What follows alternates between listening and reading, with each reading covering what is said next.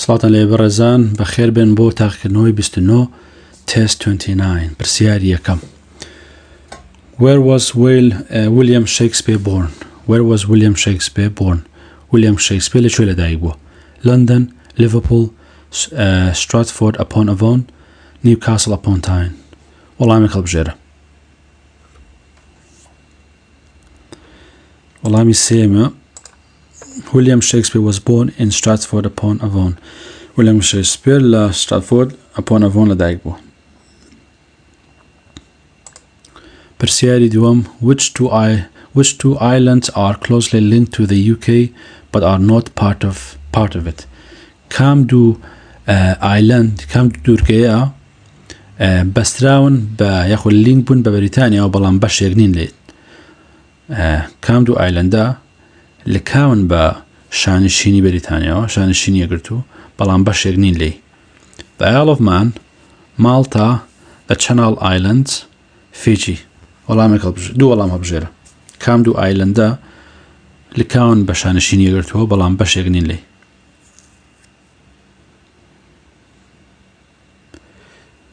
یەک و سێم دانەیە.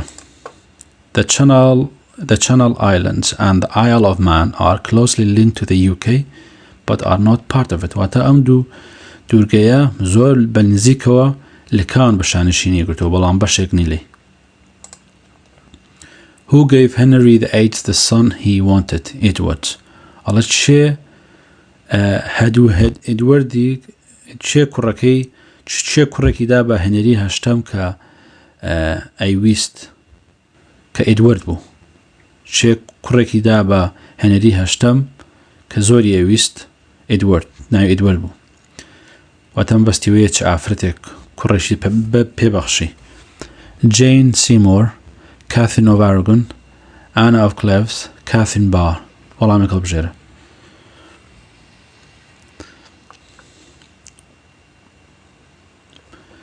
مان یەکەم دانەیە. Jane Seymour gave Henry VIII the son he wanted, Edward. ئەڵە Jane کوڕێکی بەخشی بە هێنەری هەشتەم کە زۆری حەز لێ بۆ ئەویست کوڕەکەشی دوایی ناوی ئێدوەرد. پرسیاری چوارەم. The Middle Age or medieval times relate to the time that goes from the period after the Norman conquest until the year. The Middle Age or the medieval time relate to the time that goes from the period after the Norman conquest until the year. وهذا السەدەکانی ناوەڕاست. The Middle Age سەدەکانی ناوەڕاست یان سەدەی ناوەڕاست پەیوەندی بە ئەو کاتەوە هەیە کە لە قۆناغی دوای هاتنی نۆرمەکان بوو یاخود فەتحی داگیرکردنی نۆرمەکان تا ساڵی چەند سەدەی ناوەڕاست یاخود سەدەکانی ناوەڕاست پەیوەندی بە ئەو کاتەوە هەیە کە لە قۆناغەکانی دوای داگیرکردنی نۆرمەکان تا ساڵی چەند. کۆنکوێز واتە داگیرکردن بەڕێزان. نۆرمان ئەوە شوێن بوو واتە ساڵی 1385 1485 1495 1595 وەڵامێک هەڵبژێرە. Middle Age یعنی سەدەکانی ناوەڕاست یاخود سەدەی ناوەڕاست بەڵام میدڤایل ئەو شێشکەی کۆنی لاتینیە بەکاردێن ئەویش بمانەی ئەم وشەیە دێ بەڵام هێن کەس ئەوە بەکاردێنم بۆیە بۆ برنەوە هەڵبژات بەڵام وەڵامی هەڵبژێرن. بێگومان 1485. The period after the Norman conquest ئەو سەدەی ئەو کاتەی دوای داگیرکردنی یاخود داگیرکردنی نۆرمەکان up until about تاوەکو نزیکەی 1485 پێڵێن Middle Age or the medieval period. واتاڵێ لەو کاتەوەی کە نۆرمەکان داگیرکران تاکو ساڵی 1485 پێوترێت سەدەکانی ناوەڕاست یاخود سەدەی ناوەڕاست. پرسیاری پێنجەم. Who is the heir to the throne of the UK? who is the heir to the throne of the UK ئەڵێ چێ شوێنگرەوەی تەختی پاشایەتی شانشینی یەکگرتووە واتە ئەگەر شا چارلز بمرێت چێ جێگرێتەوە پرنس ویلیام پرنس هەری پرنس جیمس پرنس فلیپ پرنس واتە شازادە وەڵامێک هەڵبژێرە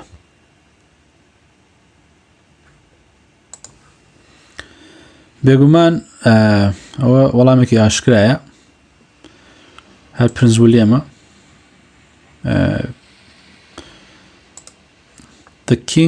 the king's eldest son ئەڵە کوڕەگەورەی شا پرنس ویلیام شازادە ویلیام the prince of Wales شازادەی وێلز is the heir to the throne واتە جێگرەوەی پاشایە یاخود میراتگەری تەختی پاشایەتیە میراتگەری تەختی ئەوە پێڵێن ئەوە تەنها بۆ دەسەڵاتی پاشایەتیە بێ کاتێک کە بۆ یێنێتە وەکو میرات پرسیاری شەشەم which flower is associated with Wales کام گوڵە پەیوەندی بە وێلسەوە هەیە یاخود کام گوڵە نوێنەرایەتی وێلسەکە daffodil ڕۆس shamrock thistle پێشتر ئەم پرسیارە هاتوتەوە کام گوڵە نوێنەرایەتیە خولکاوە بە وێلسەوە بێگومان وێلسیش هەر وەکو ئێمە گوڵێکی هەمان گوڵە بزان کامەیە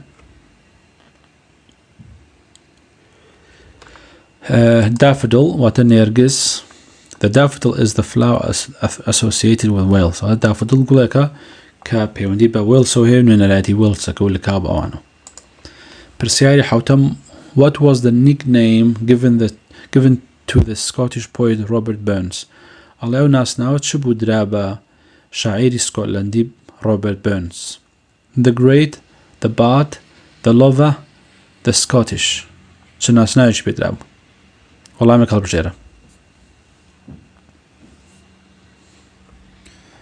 the bard Robert Burns a Scottish poet Robert Burns شاعری سکۆتی was known in Scotland as the bard شاعری سکۆتلەندی ناسرا بوو لە سکۆتلەندا بە the bard پرسیاری هەشتەم when was Ireland divided into two countries کەی ئایلەند دابەش کرا بەسەر دوو وڵاتە کەی ئایلەند دابەش بوو بۆ دوو وڵات ببورن کەی ئایلەند دابەش بوو بۆ دوو وڵات ساڵی 1920 1922 1925 1928 وەڵامێک هەڵبژێرە دووەم دانەیە In 1921 the peace treaty was assigned and 1922 Ireland became two countries 1921 پەیمانی ئاشتی ئیمزا کرا و لە ساڵی 1922 ئایلەند بوو بە دوو وڵات کە پێڵەن ئایلەندای باکوور ئێستا ئایلەندای باشوور ئایلەندە باشوور ئەو سەربەخۆی ئەو وڵاتە سەربەخۆی کە ئازادەوە لەناو ئەوروپایە ئێستا لەناو یەکێتی ئەوروپایە و Northern Ireland ئایلەندای باکوور ئەو وڵاتێکە لەسەر لەژێر دەسەڵاتی شانشینی یەکگرتوویە و کە لەگەڵ بەریتانیا یەکە پرسیاری نوێم which of the following is not a city of the UK کامێک لەم شارانەی خوارەوە شارێک نییە لە شانشینی یەکگرتووی یاخۆ لە بەریتانیا Belfast Newport Dublin Dundee وەڵامێک هەڵبژێرە بێگومان ئاشکرایە دۆندی سکۆتلەندایە نیوپۆرت ئینگلەندە Belfast و Northern Irelandە دوبلینەوە Southern Ireland واتە ئایلەندی باشوور کە پایتەختی ئایلەندە Dublin is not a city of the UK بەڵێ دەبلین شارێک نیە لە UK پرسیاری دەیەم when is bonfire night celebrated ئەڵە کەی شەی bonfire یاد یەکرێتەوە bonfire و شەوێکە خەڵک تەقاکە لە بەریتانیا 5/9 5/11 وەڵامێک هەڵبژێرە بێگومان دووەم دانەیە 5/11 bonfire night is celebrated on the 5th of November واتە شەی bonfire یاد یەکرێتەوە لە 5/11 لە 5/11 گوێ لە تەقوتوڕێکی زۆرە بێ ئەو شەوە پێڵێن bonfire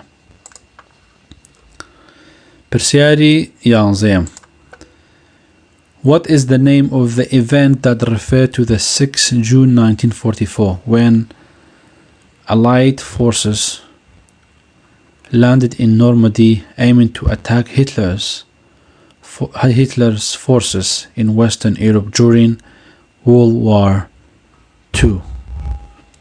واتە ناوی ئەو ڕووداوە یاخود ئەو بۆنەیە چییە کە ئاماژەیە بۆ 6 حوزەیران یاخود 6 1944 کاتێک هێزەکانی هاوپەیمانان لە نۆرمەدی نیشتنەوە و بە ئامانجی هێرشکردنە سەر هیتلەر لە ئەوروپای ڕۆژئاوا لە کاتی جەنگی جیهانی دووەمدا. ناوەکەی چییە؟ نای ئەو بۆنەیە. D-Day, Domesday, Day, Allies Day. وەڵامی هەڵبژێرە. واتە ناوی ئەو ڕۆژێ چیە کە ئاماژەیە بۆ 16 حوزەیرانی 1944 واتە ببرە 16 حوزەیرانی 1944 یاخود 6 1944 کاتێک کە هێزەکانی هاوپەیمانان لە نۆرمەدی نیشتنەوە بە ئامانجی هێرشکردنە سەر هێزەکانی هیتلەر لە ئەوروپای ڕۆژئاوا لە کاتی جەنگی جیهانی دووەمدا.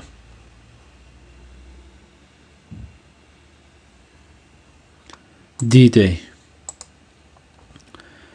D-Day referred to the 6th of June 1944. ئەڵێ D-Day ئاماژەیەکە بۆ 6 1944 when Allied forces landed in Normandy کاتێک هێزەکانی هاوپەیمانان نیشتنەوە لە نۆرمەدی aim to attack Hitler's forces ئامانجیانەوە بوو کە هێرشکەنە سەر هێزەکانی هیتلەر in Western Europe during the Second World War.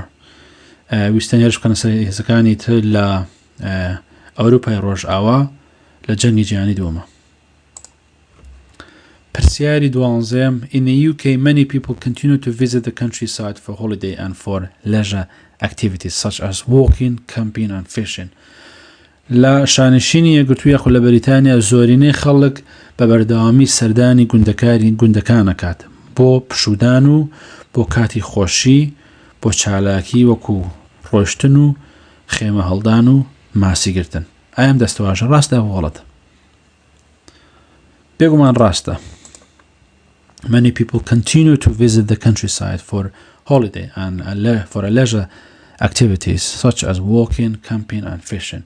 زۆرینەی خەڵک لە بەریتانیا تا ئەو کەسا بەردەوامە ئاچێ بۆ گوندەکان countryside یعنی گوندەکانی بەریتانیا ئاچێ بۆ گوندەکانی بەریتانیا بۆ holiday بۆ پشوو و بۆ leisure activities و بۆ وەرزشی و جوڵانەوەی خۆشی وەکو ڕۆیشتن و خێمە هەڵدان و fishing.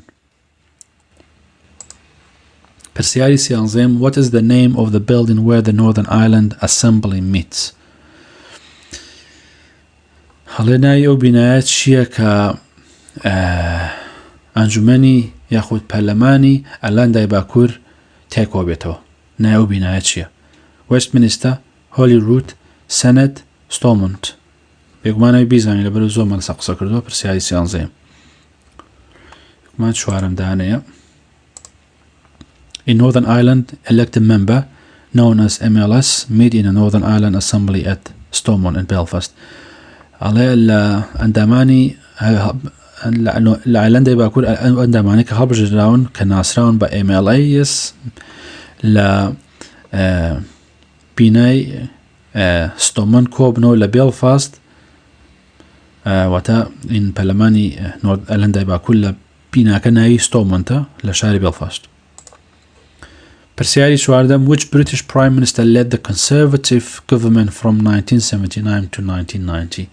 ئەڵە چه سەرۆکوەزیرانێکی بەریتانیا نوێنەرایەتی یاخود سەرۆکایەتی حیزبی کۆنسەرڤەتیڤی کرد یاخود حکومی دەوڵەتی یاخود حکومەتی کۆنسەرڤەتیڤی کرد لە ساڵی 1979 بۆ 1990. چه سەرۆکوەزیرانێک سەرۆکایەتی حکومەتی کۆنسەرڤەتیڤی کرد لە ساڵی 1979 بۆ 1990.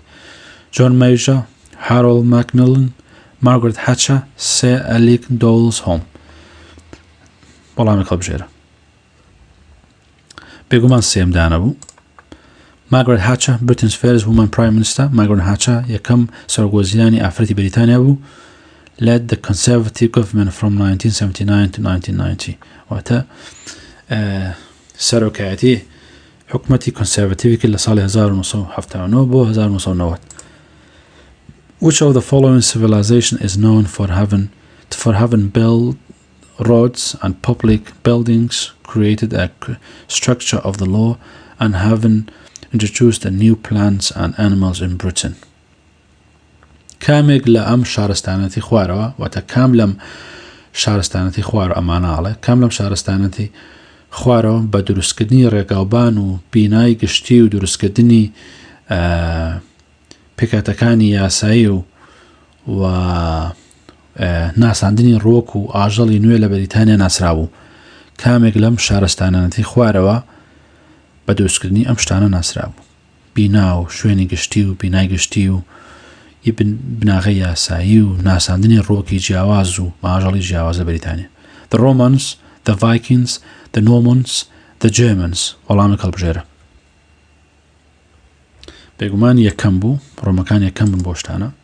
The Romans remained in Britain for 400 years. ڕۆمەکان لە بەریتانیامانەوە بۆ 400 ساڵ.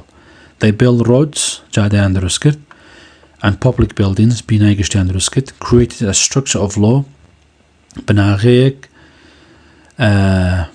بناغەیەکی یاساییان دروست کرد,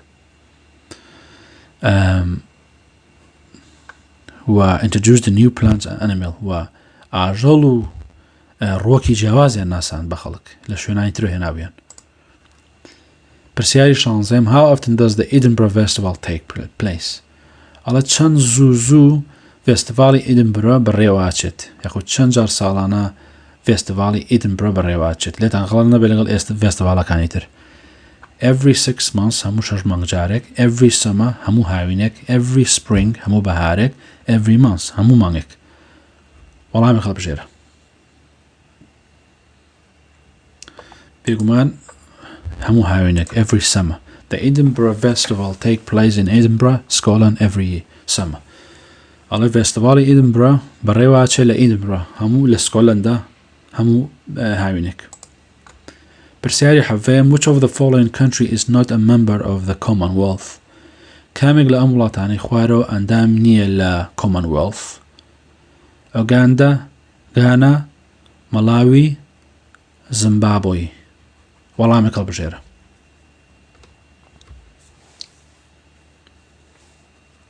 بێگومان زیمبابوی ئەندامی Commonwealth نییە. Zimbabwe is not a member of Commonwealth. پرسیاری 8. What marked the beginning of what is called constitutional monarchy? ئەڵە کامە نیشانەی دەستپێکردنی کە پێ ئەڵێن constitutional monarchy واتە دەستوری پاشایەتی. چ شتێک نیشانەیەکە لە سەرەتای دەستپێکردنی دەستوری پاشایەتی. The laws passed after the Glorious Revolution, a speech given by the king, the emergence of the new idea about politics, philosophy and science, the development of the Basme process. واتە یەکەم دانیان the law passed کە یاسا تێپەڕێنرا لە شۆڕشی مەزن, a speech given by the king ئەو وتاری کە درا لەلایەن پاشاوە, the emergence of the ideas واتە ناساندنی ئەو بیرۆکانەی دەربارەی سیاسەت و فەلسەفە و زانست, the development of the Basme process یاخود بەرەو پێشچوونی یاخود گەشەساندنی پرۆسەی باسمە. وەڵامێک هەڵبژێرە. چی دەستپێکردنی دەستوری پاشایەتی نیشاناکات؟ وەڵامێک هەڵبژێرە. بێگومان یەکەم دانەیە The laws passed after the Glorious Revolution are the beginning of what's called constitutional monarchy. واتە the law passed after the Glorious Revolution واتە ئەو یاسایی کە دەرچووە دوای شۆڕشی شکۆمەندی are the beginning of what is called constitution. ئەوە دەستپێکی ئەوە بوو کە پێوترێت constitutional monarchy واتە دەستوریەتی پاشایەتی یاخۆ پاشایەکی دەستوری ببورن پاشایەکی دەستوری ئەڵێ what marked the beginning of what is called constitutional monarchy ئەڵێ چی بۆ دەستپێکی ئەوەی کە دەستورێکی پاشایەکی دەستوری هەبێ بە کوردەکەی واتە یاسایەک بۆ دیارە خود این شۆڕشێک بووە کە پێڵن the laws passed after the glorious revolution واتە ئەو یاسانەی دوای شۆڕشیش کۆمەندی دەرچوون دەستپێکی ئەوە بوون کە پێوترێت constitutional monarchy واتە پاشەگیریەتی دەستوری.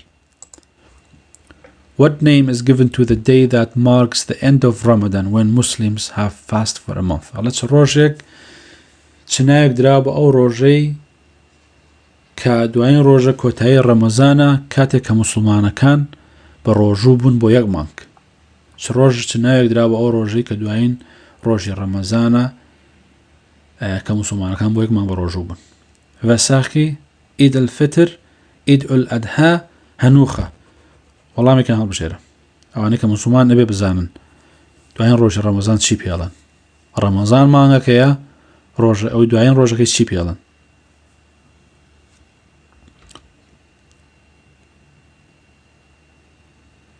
بێگومان ئید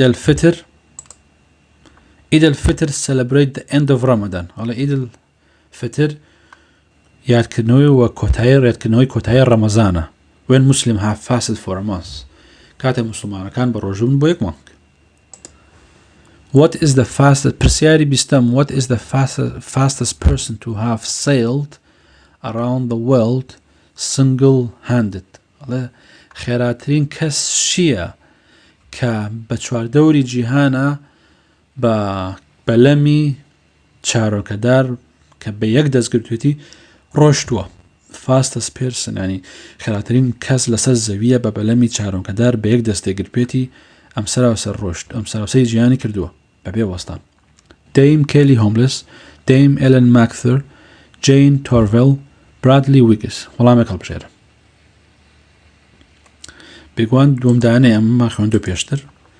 Dame Ellen MacArthur is a Yaks woman واتە ئافرەتێکی بەلەمی هەیە بەردەوام ئیشی بەلەمدار ئافرەتی بەلەمدار و 2004 بوو بە خێراترین کەس کە بە چواردەوری جیهانە ڕۆی کە بەلەمێکی چارۆکەداری پێ بوو بە یەک دەست چارۆکەکەی جڵەی چارۆکەی گرتە بوو ئەم سەراوسەری جیهان. پرسیاری 21 Who makes the decision on government policy in the UK? Who makes the decision on government policies in the UK? ئەڵێ چێ بڕیارەکان ئەدا لە سیاسەتی حکومەتە لە شانشینی یەکگرتوو چێ خاوەنی بڕیارەدا لە سیاسەتی حکومەتە لە شانشینی یەکگرتوو لە بەریتانیا. The monarch پاشەگەرێتی Only the Prime Minister can make decision on the government policies تەنها سەرۆکوزیان دەتوانێت بڕیاردا لەسەر سیاسەتی حکومەت. The Prime Minister and the Cabinet سەرۆکوزیران و کابینەکەی The monarch and the Prime Minister پاشا و سەرۆکوزیران وەڵامێک هەڵبژێرە بێگومان سێمدانەیە Decision on government policy are made by the Prime Minister and Cabinet واتە بڕیارەکان لەسەر سیاسەتی حکومەت لەلایەن سەرۆکوزیران و کابینەکەی وەدرێت. پرسیاری 22 Where does the most famous sailing event in the UK take place? ئەڵێ لەکوێ بەناوبانگترین بۆنەی بەلەمی چارۆکەدار بەڕێواچێت لە شانشینی یەکگرتوو لە بەریتانیا. Sailing event واتە ئەوەیە کە کۆمەڵێ بۆنەیەکی کۆمەڵێ بەلەمی تایە بە چارۆنکە بە وزەی با ئەڕۆن ئەمە لەکوێ بەناوبانگترین بۆنەی بەلەمی بە چارۆکەدراو لە شانشینی یەکگرتوو بەریتانیا بەڕێواچێت. Holyhead North Wales لە Holyhead لە باکووری Wales Cowes the Isle of Wight Dowles the Isle of Man Plymouth England شوێنەکە هەڵبژێرن لەکوێ بەڕێواچێ ئەو بۆنەیە بێگومان دووەمدانەی زۆر بەنابانگە The famous sailing event in the UK take place in the coast on the Isle of Wight. Isle of Wight بەڕاستی شوێنێکی خۆشە ئەگەر ویستان بچن پێشنیارەکەم. How often is the electoral register updated? ئەڵێ چەند زوو تۆماری ئەلکترۆنی نوێ ئەکرێتەوە. تۆماری electoral registration واتە ئەو تۆماری ئەلکترۆنیە کە خەڵک تۆمارەکرێت ساڵانە نوێ ئەکرێتەوە بۆ دەنگدان ئامادەکرێت. چەند زوو every year, every 6 months, every 2 years, every 3 years. هەموو ساڵێ هەموو 6 مانگ جارێک هەموو 2 ساڵ جارێک هەموو 3 ساڵ جارێک وەڵامێک هەڵبژێرە. یەکمان هەموو ساڵە جارەیە.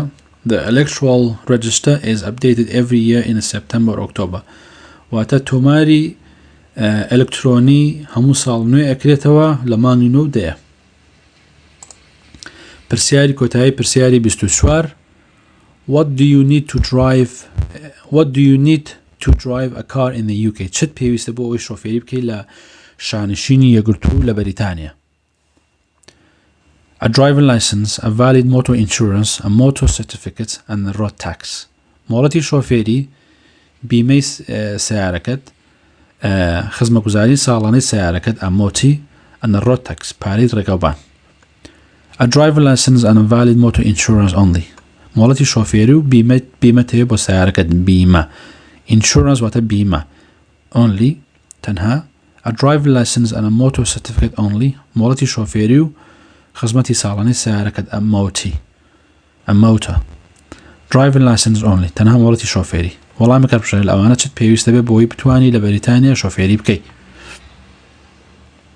بێگومان یەکەم دانێر کەسێک شۆفێری بکە لە وڵاتای بزانێت کەسێکیش نەزان شۆفێری ناکە بێگومان زانیاریی زۆر گرنگە بزانی. To drive a car in the UK بۆی شۆفێری بکەیت لە بەریتانیا you need a driving license پێویست بە مۆڵەتی شۆفێریە a valid motor insurance واتە بیمەیەکی چالاکت پێویستە ئیسیارە a motor certificate مۆڵەتی ئین بڕوانامەی خزمەتگوزاری یاخود پشکنین ساڵانەی سیارەکەت for cars over 3 years old and a road tax و هەر بۆ هەر سیارەیە کە تەمەنی لەسەر و 3 ساڵەوە بێ ئەبێ پارەی جادوبانیش بدەیت. بەڵام ئەگەر سیارێک تەمەنی لەسەر و 3 ساڵ کەمتر بوو پێویست بە جادوبان ناکە پارەی جادوبان. ئەمە پرسیاری کۆتایی بوو هیوادارم سوتان لێوەرگرت پێ بەڕێزان لە تاقیکردنەوەی داهاتووەتان بینم.